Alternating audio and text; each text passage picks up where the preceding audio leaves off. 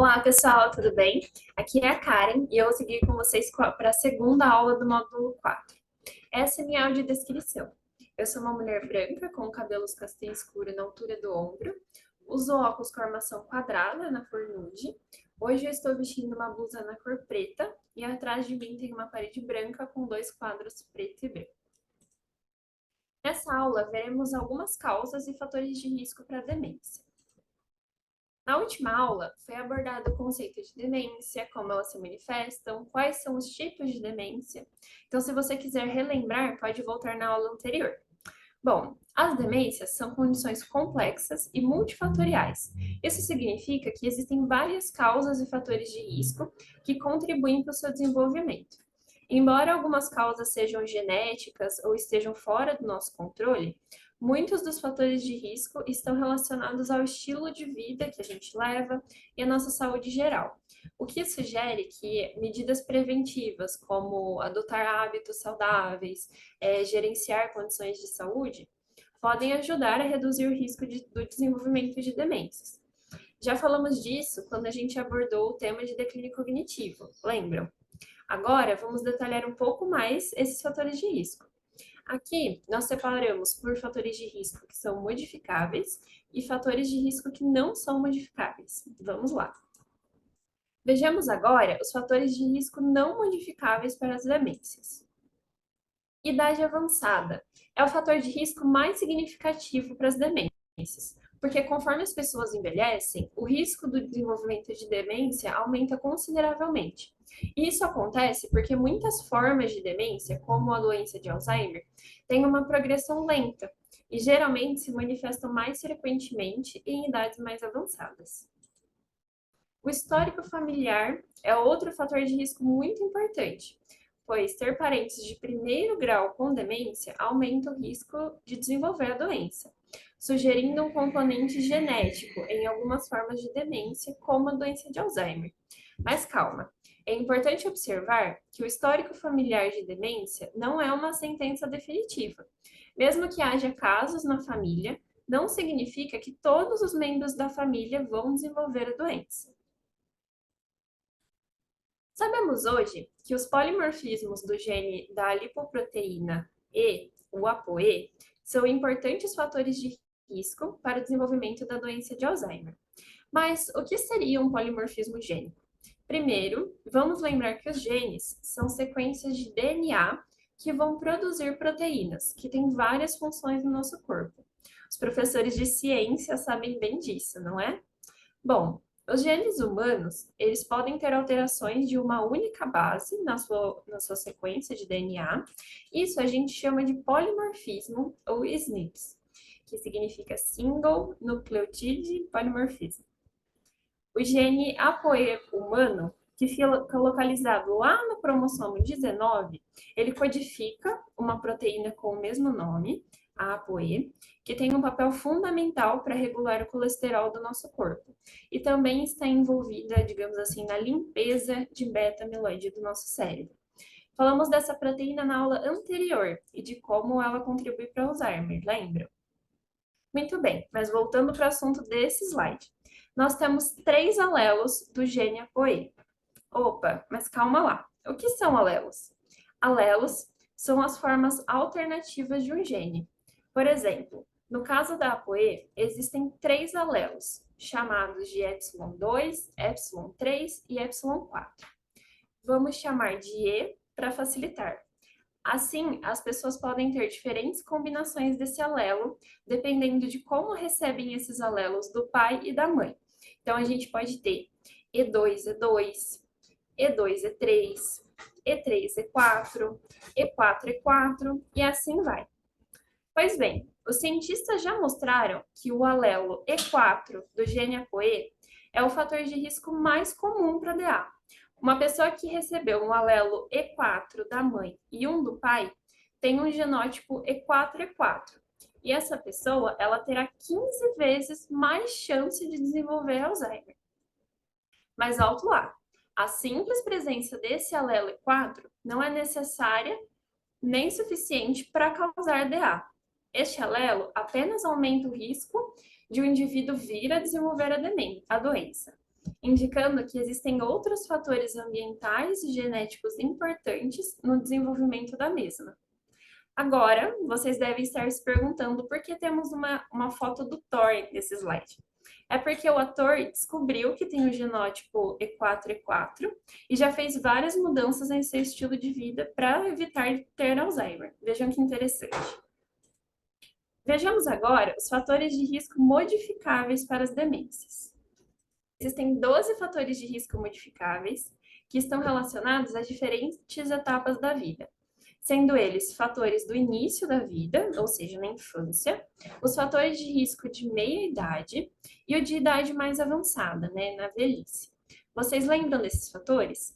Nós já falamos de algum desses fatores nas aulas 3 e 4 do módulo 3, mas agora vamos detalhar mais cada um deles. Lembrem que se esses fatores de risco forem prevenidos, podemos evitar até 48% das demências. Vejam como é importante conhecer bem cada um deles.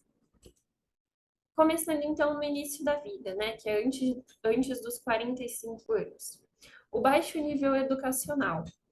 Ter níveis mais elevados de educação na infância e buscar um maior grau de escolaridade ao longo da vida representam fatores significativos na redução do risco do desenvolvimento de demência. E alguns estudos mostram que o acesso a uma educação de qualidade durante a infância e o engajamento contínuo em aprendizado ao longo dos anos desempenham um papel significativo na proteção da saúde cognitiva e na prevenção de doenças neurodegenerativas como a demência. O segundo fator de risco é a deficiência auditiva, porque a perda da audição ela está relacionada com uma diminuição na estimulação cognitiva, o que, por sua vez, pode contribuir para o declínio cognitivo. A utilização de aparelhos auditivos para compensar essas perdas pode desempenhar um papel crucial na proteção contra o desenvolvimento das demências. Traumatismo crânioencefálico, TCE. Observem que aqui a gente já está falando da meia-idade, né? A idade entre os 45 e os 65 anos. O TCE, seja leve, como uma concussão, ou grave, né, como uma fratura de crânio, edema cerebral, lesão cerebral, sangramento, pode representar um fator de risco significativo para o desenvolvimento de demências. É muito importante aderir a medidas de segurança para reduzir o risco de quedas, acidentes domésticos, acidentes rodoviários, né, então de carro, a fim de prevenir lesões na cabeça que possam desencadear consequências negativas no funcionamento cognitivo. A hipertensão arterial. É aconselhável manter a pressão arterial sistólica abaixo de 130 milímetros de mercúrio a partir ali dos 40 anos de idade, né, na meia-idade. Então, manter essa pressão ali próximo de 12 por 8, né, como as pessoas costumam dizer que é uma boa pressão. Vale ressaltar que o tratamento antihipertensivo é a única abordagem medicamentosa preventiva que é comprovadamente eficaz para reduzir o risco, né, de desenvolvimento de demência. Portanto, o controle rigoroso da pressão arterial, principalmente para quem já tem a pressão alta, representa uma medida essencial na promoção da saúde cognitiva aí a longo prazo. A obesidade. Então, ter o índice de massa corporal igual ou maior a 30. Combater a obesidade e gerenciar as condições de saúde associadas a ela, como diabetes, é fundamental para preservar a saúde cognitiva e reduzir o risco de demência. Porque a obesidade ela não afeta apenas a estética e o bem-estar físico, mas ela também tem implicações significativas para o funcionamento cerebral. O uso excessivo de bebidas alcoólicas. O consumo abusivo de álcool está diretamente relacionado a mudanças no cérebro, prejuízo cognitivo e um maior risco de demência. Então, restringir a ingestão de álcool é fundamental, uma vez que o uso excessivo dessa substância aumenta significativamente a probabilidade do desenvolvimento de demência. O tabagismo. O tabagismo ele tem sido associado a uma série de efeitos negativos sobre o cérebro e a saúde vascular. fumantes, eles enfrentam um risco significativamente maior de desenvolver demência em comparação com não fumantes.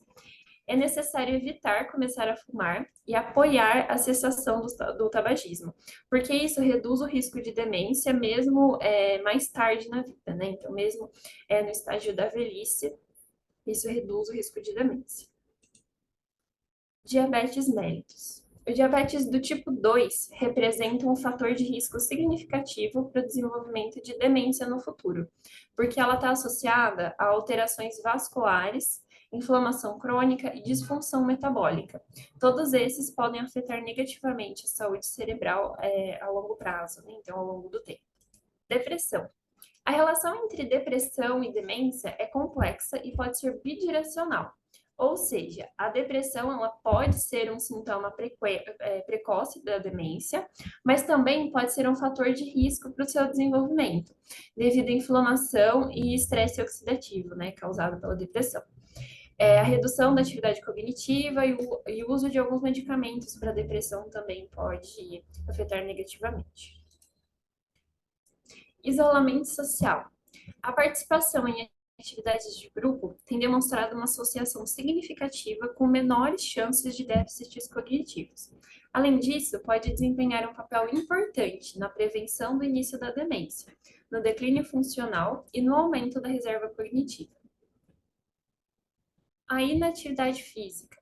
A falta de exercício regular pode contribuir significativamente para o declínio cognitivo e o aumento do risco de demência de várias maneiras. Vejamos elas.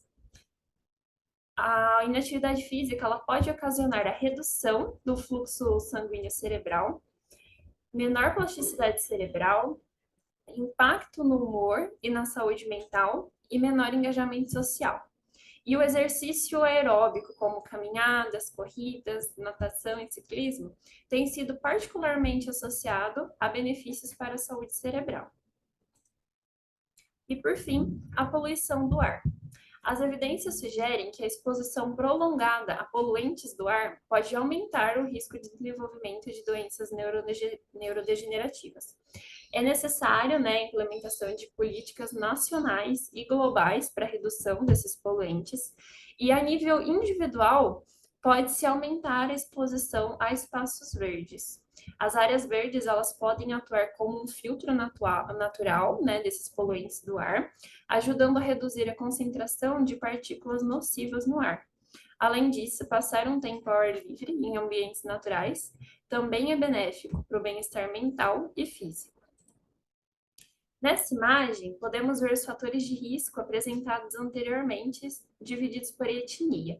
Então, aqui, nessa parte verde, a gente está falando de pessoas brancas, e aqui nessa parte roxa, nós estamos falando de pessoas negras. Para pessoas brancas, pode-se reduzir até 47,9% do risco de desenvolver demências, se esses 12 fatores de risco forem controlados. Já em pessoas negras, é de 46,9%. Agora que nós já conhecemos todos os fatores de risco para o desenvolvimento de demências, devemos estar atentos a todos eles para que possamos prevenir o desenvolvimento de demências, Então, mudar alguns hábitos de vida hoje é prevenir, o diagnóstico de demência lá no futuro. Essas foram as referências utilizadas nessa aula. E se você ficou com alguma dúvida, pode mandar em nosso chat ou em nossas redes sociais.